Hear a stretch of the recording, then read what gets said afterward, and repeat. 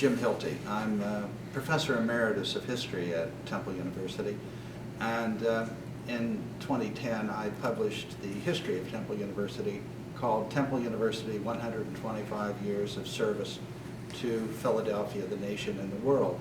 It's the story of the founding and the development of Temple University up until 2010, for the first 125 years. There's a saying going all around this town. Temple University, as most of you know, was founded by Russell Conwell. Russell Conwell was a Baptist minister who came to Philadelphia from Massachusetts.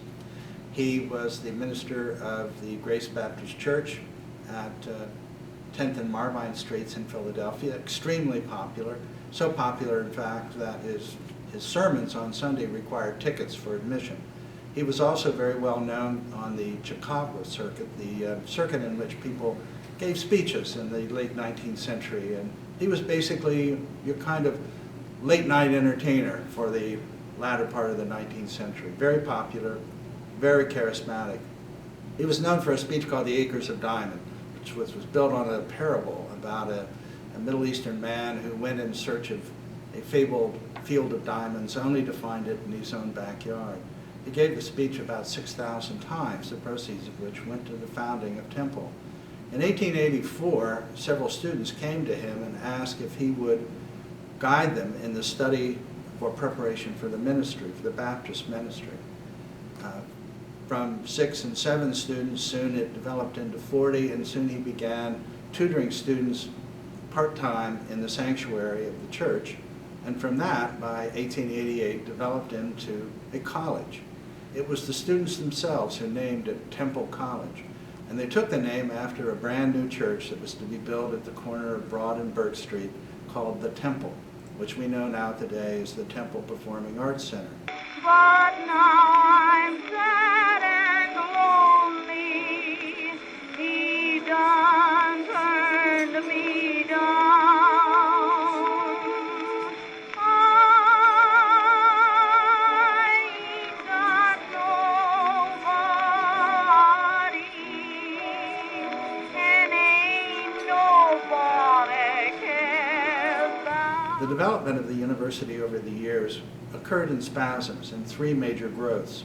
From 1888 until around 1929, the university was located primarily right on Broad Street and at the corner of Broad and Burke's, between Burke's and Columbia, just along basically one city block.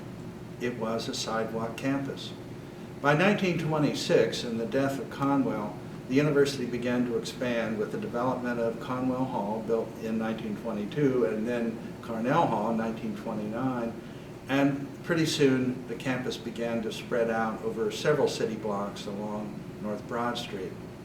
A second major spurt of growth occurred in 1965 and following, when Temple became a state-affiliated university and part of the Commonwealth system of higher education. Since 1965, state funds have come into the university. It was largely private until 1965. A second boom has occurred since 1993, and since then, an expansion has occurred along North Broad Street with the addition of several residential halls and with very substantial input of private monies. Temple University has expanded considerably. It's grown from a sidewalk campus to an urban village, a place where about 11,000 students now live. Just as recently as 1980, there were only about 3,000 students living on campus. Now it's become a major urban village, a part of Philadelphia.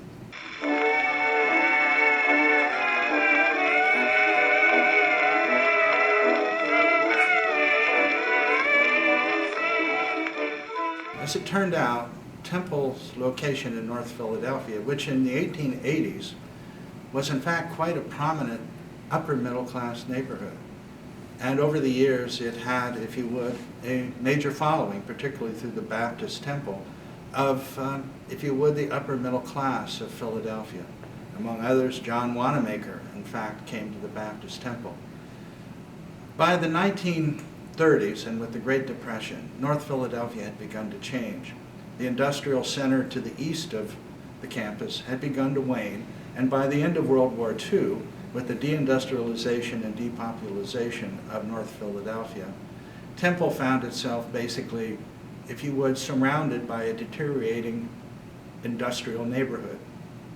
Formerly, people had lived in and around neighborhood who had walked to their jobs in the industries and the large complexes that built things around Temple, like Philly Cigar or like the Stetson Hat Company. But by 1945, America's economy had changed to a service economy. And so one of the things that changed Temple was the way in which it was not only situated, but also it was perceived. And after 1945, Temple had to make some major decisions about whether it was to stay in North Philadelphia, which was in fact perceived as an urban ghetto by 1950, or to move to other places, perhaps to the suburbs. And indeed, during the 1950s, Temple did consider, on several occasions, moving out of the city. However, in 1954, President Robert L. Johnson decided that Temple must stay, that its destiny was linked to Philadelphia, and that part of what its mission had to be was not only to live with the environments within it's found itself in, but to improve those environments and to make the area around North Philadelphia better. Is a mission of social justice, of social conscience, to improve not only the students who come and to persevere with what was called the Conwell mission. That is to say, to offer quality, highest possible intellectual opportunities for all people who were, if you would, ready and prepared, but at an affordable price. And so Temple has always striven to keep its tuition low.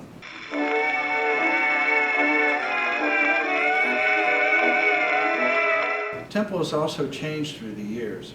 It's changed in terms of, well, its initial beginnings as a night school, and thus the nickname the Owls. And it's grown over the years to become what I call in the book a multiversity, with many missions, many constituents, and a far-reaching university. We have become a global university, with Temple Rome founded in 1966, and with Temple Japan in 1982. In 1958, Temple acquired the Ambler campus, the former Pennsylvania School of Horticulture for Women, a 188-acre suburban campus. We also have a Temple University Center City campus since 1976. We are, in fact, a global university, a multi-university serving many purposes, many constituents, with a broad reach.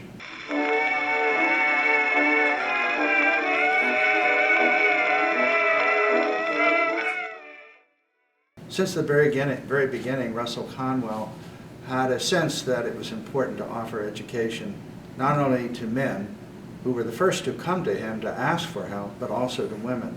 And indeed, the charter, after it was founded in 1888, was immediately amended to include women as a part of its mission. And among the first graduates were women. When the Bachelor of Oratory was offered as the first degree from Temple University, there were women included in the first graduating class. We have also included a wide range of opportunities to persons of all race.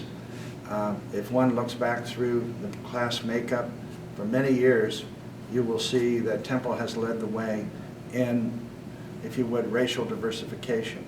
We have extended our doors wide open to international students, and of course have offered international education in many parts of the world.